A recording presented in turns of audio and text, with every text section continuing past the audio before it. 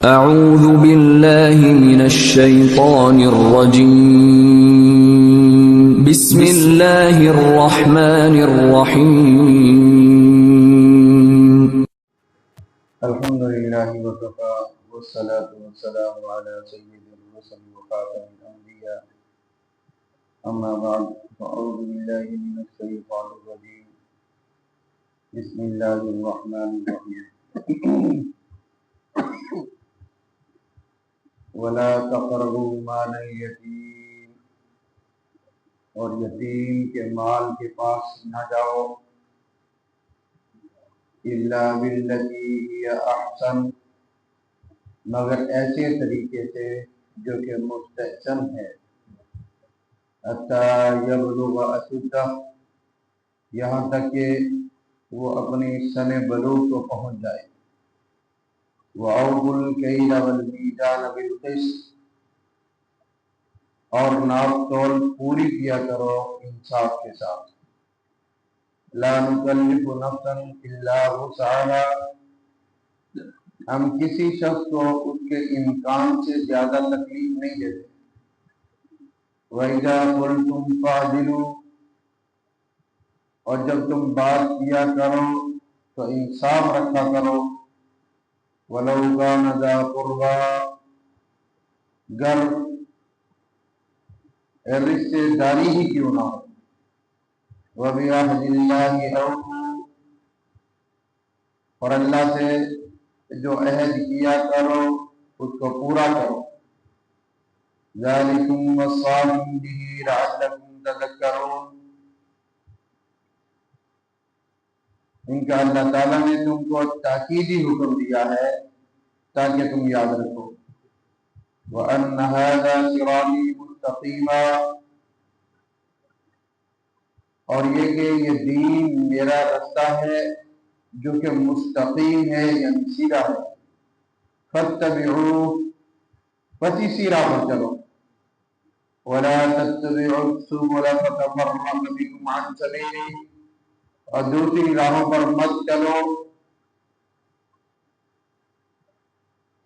وہ راہیں تم کو اللہ کی راہ سے جدا کر دیں گی، ذَلِكُمْ وَصَّاكُمْ بِهِ لَعَلَّكُمْ تَتَّقُونَ، اس کا تم کو اللہ تعالیٰ نے تاکیدی حکم دیا ہے تاکہ تم نافرمانی سے احتیاط رکھو، صدق اللہ العظیم۔ کل کی گزشتہ درس کے اندر 5 چیزوں سے اللہ نے روکا تھا، اور آج کی زیر درس آیات مبارکہ میں 4 چیزوں سے روکا، حکم دیا ہے، تاکید کی ہے۔ کل کی جو 5 تھی ان میں سے پہلا شرک تھا، اور دوسرا والدین کے ساتھ بدسلوکی، نافرمانی، بے ادبی، تیسرا رزق کے ڈر سے، تنگ دستی اور غربت کے ڈر سے اپنی اولاد کا قتل کرنا، چوتھا بے حیائی کے کام جس طرح زنا وغیرہ ہوتا ہے اس میں بچنے کا حکم دیا گیا، پانچواں یہ تھا کسی کو ناحق قتل کرنا۔ یہ 5 حکم اللہ تعالیٰ نے ارشاد فرمائی۔ آج کی زیر درس آیت مبارکہ میں 4 ہیں، جن میں پہلا یہ ہے وَلَا تَقْرَبُوا مَالَ الْيَتِيمِ، اگر تم یتیم بچوں کے ولی بن گئے ہو، سرپرست بن گئے ہو، تمہاری کسٹڈی میں آ گئے ہیں، تو پھر کیا ہے، اس کے مال کو بے جا صرف مت کرو، ان کی وراثت میں جو مال ان کو ملا ہے اس کو کسی اچھی جگہ پر خرچ کرو تاکہ وہ ان بچوں کی پرورش ہو سکے، اپنے تصرف میں مت لاؤ، ان کو مت کھاؤ، اچھی جگہ پر ان کی تجارت اور کاروبار شروع کرواؤ تاکہ جب وہ سن بلوغت کو پہنچ جائے، یعنی حتی یبلغ اشدہ، جب وہ بالغ ہو جائے، سمجھدار ہو جائے، وہ اپنا کاروبار سنبھال سکیں، اگلی زندگی ان کی آسانی سے گزر سکے۔ لیکن ہمارے یہاں موقع کی تلاش ہوتی ہے، یتیم کا مال کھانا ہماری چالاکی سمجھی جاتی ہے، سمجھداری سمجھی جاتی ہے، جو کہ انتہائی حماقت اور بے وقوفی ہے۔ یتیم کا مال کھانا حدیث پاک کے اندر آتا ہے کہ جس نے یتیم کا مال کھایا اس نے اپنے پیٹ کے اندر جہنم کی آگ کو بھرا۔ کون ہے شخص جو اپنے آپ کو آگ کے اندر دھکیلے؟ فرمایا دوسری بات وَأَوْفُوا الْكَيْلَ، جب ناپ تول کرنے لگو، وہ کسی بھی طرح کا ہو، ترازو پر ہو، تکڑی پر ہو، کنڈے پر ہو، یا پیمانے کے ذریعے سے ہو، یا اندازے کے ساتھ ہو، یہ تمام اوزان جو ہیں، تمام وزن جو ہے فرمایا بالقسط، انصاف کے ساتھ لو تو پورا، تو جب دو تب بھی پورا، اس میں کمی نہ کرو، ڈنڈی نہ مارو، کیونکہ ڈنڈی مارنا یہ ہے وَيْلٌ لِّلْمُطَفِّفِينَ۔ 30ویں پارے کے اندر اللہ نے فرمایا کہ جس نے ڈنڈی ماری کسی بھی کام کے اندر وہ ہلاک ہو گیا، بہت بڑی ہلاکت ہے۔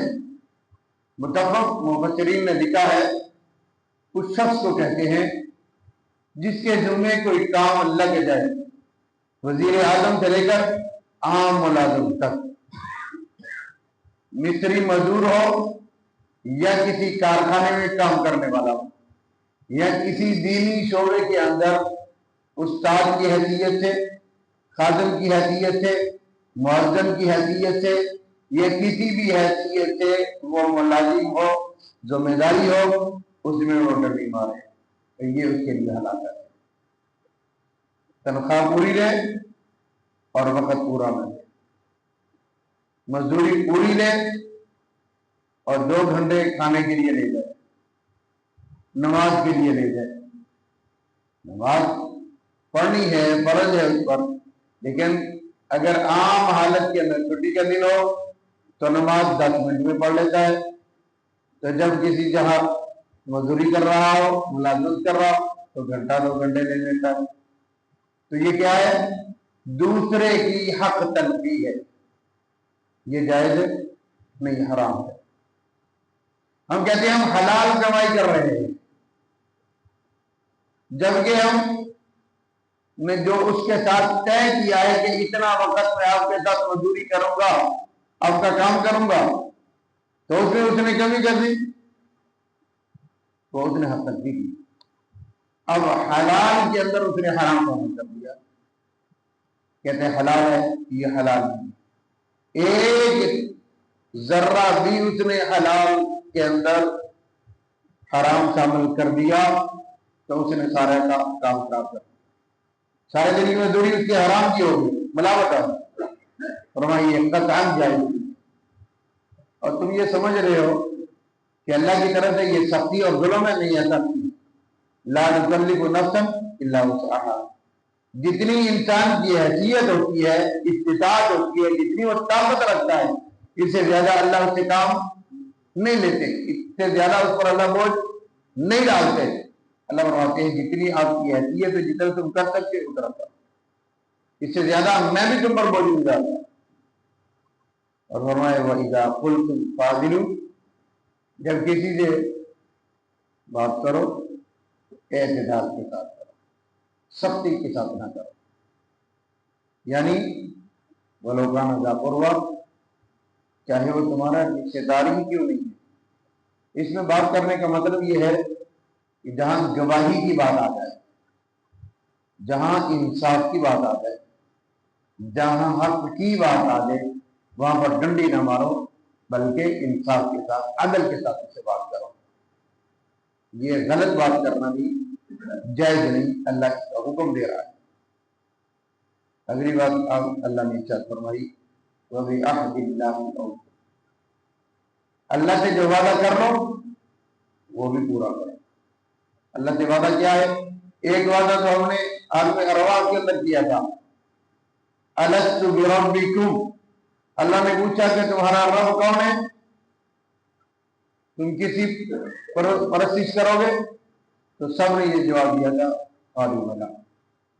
اللہ تم ہی ہمارا رب ہے، ہم کیوں کسی اور کی پرستش کریں گے؟ ہم آپ کی ہی عبادت کریں گے، آپ کا کہنا مانیں گے. یہ ہم نے وعدہ کر رکھا ہے.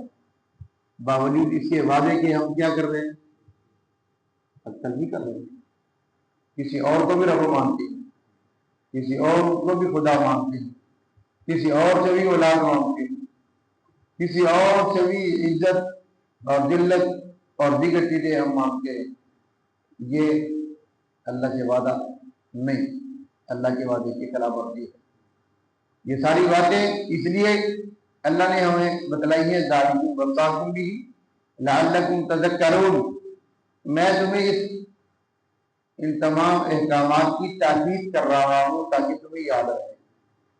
یہ یاد رکھنے کے لیے تمہیں حکم کر رہا ہوں. فرمایا کہ وَأَنَّ هَذَا صِرَاطِي مُسْتَقِيمًا، میرا راستہ تو بالکل سیدھا ہے، اس میں ٹیڑھا پن ہے ہی نہیں ہے. میرے راستے پر چلتے رہو گے تو مجھے آپ ملو گے، یعنی جنت میں چلے جاؤ گے. ورنہ وَلَا تَتَّبِعُوا السُّبُلَ فَتَفَرَّقَ بِكُمْ عَنْ سَبِيلِهِ، اللہ کے راستے کے چھوڑ کر کسی اور راستے پر چلو گے تو تم سمجھ لو گمراہ ہو جاؤ گے، راستے سے ہٹ گئے. جو تمہاری منزل تھی اس منزل پر نہیں پہنچ گے. ہم سب کی منزل کیا ہے؟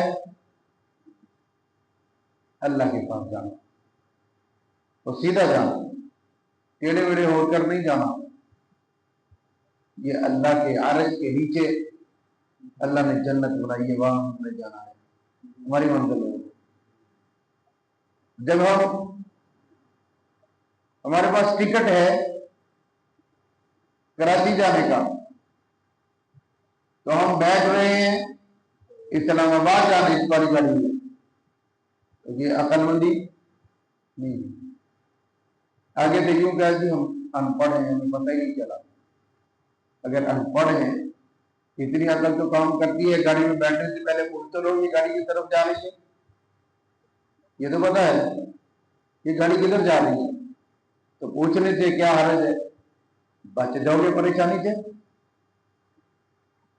ٹکٹ ہمارے پاس کراچی کی اور جا رہے اسلام آباد والی گاڑی پر بیٹھ کر، تو اس کو کہیں ڈرائیور کو کہیں نہیں میں نے کراچی جانا ہے، تو یہ بھی بے وقوفی ہے، ہٹ درمی ہے، ظلم ہے اپنے ساتھ.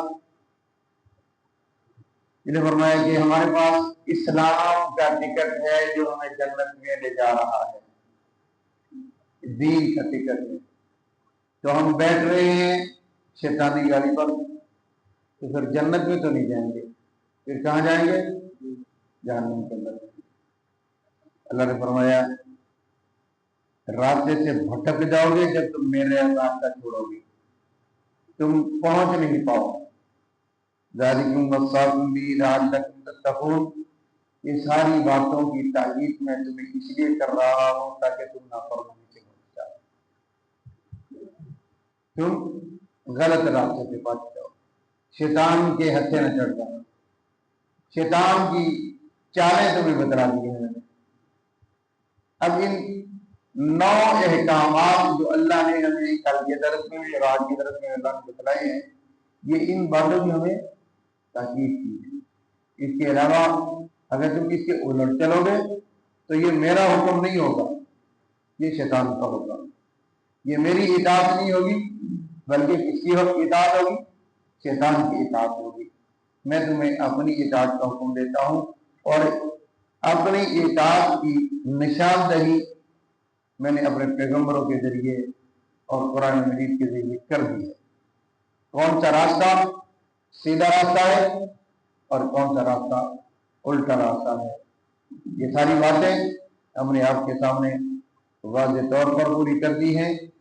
اب تمہیں اختیار دیا گیا ہے کہ تم جو توجہ سے اختیار کر لو، جو کرو گے اس کا تمہیں تو لہٰذا اس کا بدلہ تمہیں دنیا آخرت کے اندر مل جائے گا، نظر آ جائے گا۔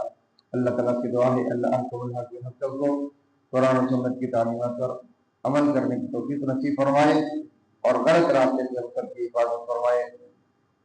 وآخر دعوانا الحمدللہ رب العالمین۔